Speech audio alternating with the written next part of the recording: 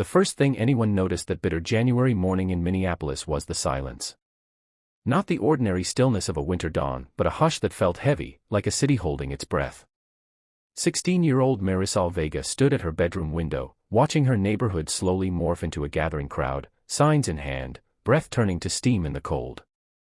Rumors had spread overnight, another person had been killed by federal immigration agents, and today the protest would be different, louder, more determined, harder to ignore.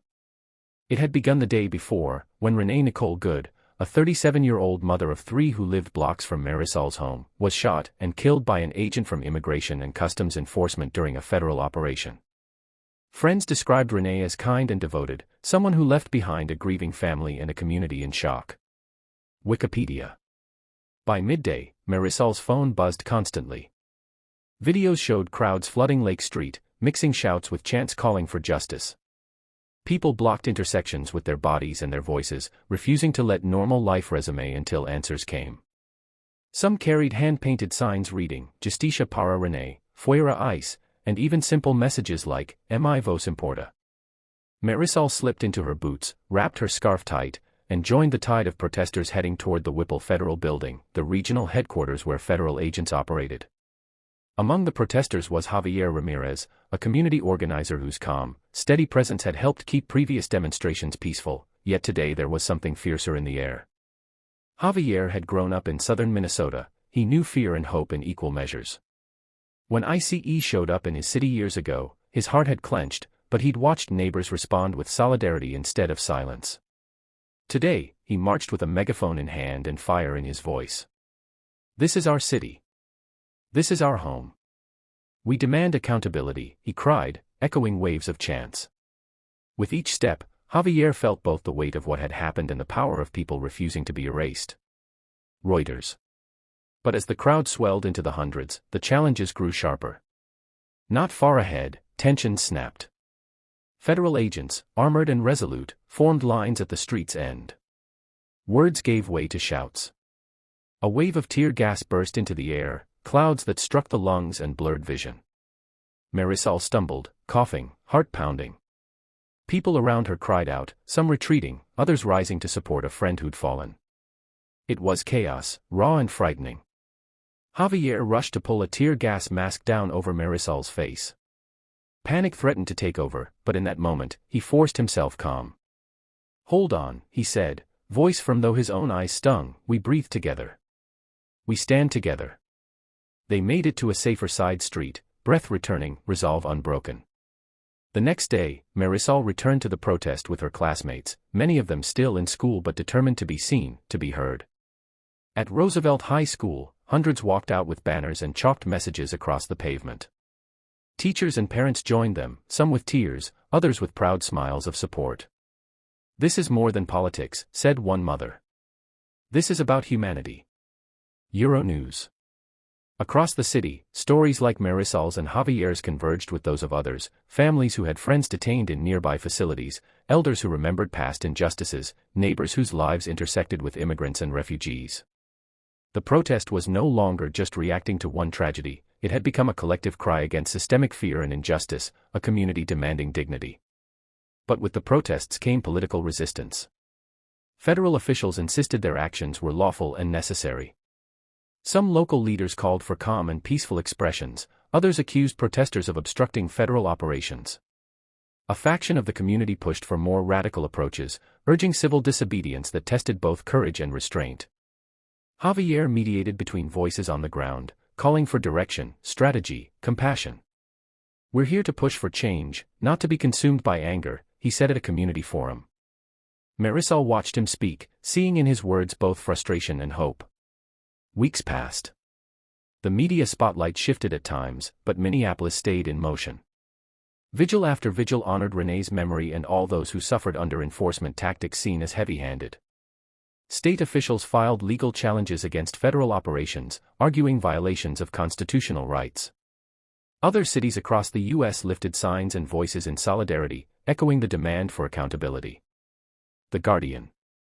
Slowly, the protest drew attention not just to the tragedy of one life lost, but to the deeper question, what kind of society do we want to be? Then, one chilly afternoon, Marisol stood again on Lake Street, the same street where it had all begun, but this time the momentum felt different. The tear gas had cleared, but something stronger remained: community. Neighbors shared coffee between chants. Families strolled with children on shoulders. Musicians played songs that spoke of resilience. Javier approached Marisol and offered a tired but proud smile. "We have sparked something that won't be forgotten," he said. "Change doesn't happen overnight, but we lit the flame." Marisol raised her eyes to the crowd, to faces young and old, determined and hopeful. In that moment she realized that this movement was bigger than grief. It was a testament to collective strength, to the power of people uniting to protect lives and demand justice. The final shot of the video would show the crowd at sunset, a river of voices wrapped in warm light, and a simple message fading onto the screen. "When we stand together, change finds its way." The city woke up restless. By the third day, Minneapolis no longer felt like it was reacting to a tragedy, it felt like it was transforming. Streets that once carried only traffic now carried purpose. Murals appeared overnight on brick walls, painted by hands that trembled with grief and hope. Candles flickered beneath René's name, melting slowly, like time refusing to move on without answers. Marisol hadn't slept much. Every time she closed her eyes, she saw the tear gas, heard the screams, felt the fear tightening her chest. But when morning came, fear no longer told her to stay home. It told her to show up. At school, the hallways buzzed with quiet rebellion. Teachers tried to continue lessons, but students whispered plans instead. By noon, hundreds stood outside the building, hands linked, backpacks abandoned. When the bell rang, no one moved. They walked out together. Outside, the cold air bit hard, but it couldn't freeze the fire growing inside them. Marisol held a sign she had written herself the night before: "We are not criminals." As they marched, cars honked in support. Some drivers rolled down windows to raise fists in solidarity. Others stared in silence, unsure of what they were witnessing. This was one of the first challenges they faced, not just opposition, but indifference. Javier watched the students approach from across the street. He felt pride and fear in equal measure. Young voices carried immense power, but they also carried risk. He stepped forward, guiding them toward the larger march forming downtown, reminding them to stay together, to protect one another. By the time they reached the federal building again, the crowd had doubled. This time, the authorities were ready. Barricades blocked the roads. Armed agents stood shoulder to shoulder, faces hidden behind shields and helmets. A warning echoed through loudspeakers, ordering the crowd to disperse. No one did. Instead, the chants grew stronger. Justice. Justice. Justice. Minutes stretched into an unbearable stillness before the sound of flashbangs cracked through the air. Panic surged. Some ran. Others froze. Marisol felt hands grab her arm, not rough, but protective, pulling her behind a parked car as smoke filled the street. The challenge was no longer just about protest. It was about endurance. Hours later, as night fell, dozens had been detained. Parents searched frantically for their children. Social media flooded with videos and cries for help. Javier spent the night coordinating legal aid, calling lawyers, calming families, running on coffee and determination alone. For the first time, doubt crept into him. Was this too much? Were they pushing people into danger without guarantees of change? The next morning, he received a message from René's sister. "Thank you for not letting her name disappear." Those words grounded him. Across the city, something shifted. Faith leaders opened church doors to protesters seeking shelter. Local businesses provided food. Medical volunteers treated injuries for free. What began as resistance had become a network of care. Marisol visited one of the vigils that evening. She stood before René's photo, surrounded by flowers and handwritten notes. She didn't know her personally, yet felt the loss deeply, like losing someone who represented countless untold stories.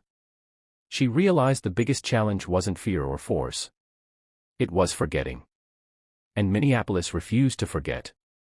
On the seventh night, thousands gathered peacefully, holding lights instead of signs. Silence replaced chanting. In that silence, something powerful happened. People listened, to stories, to pain, to dreams of a city where no one had to live in the shadows. Javier took the microphone, his voice steady despite exhaustion.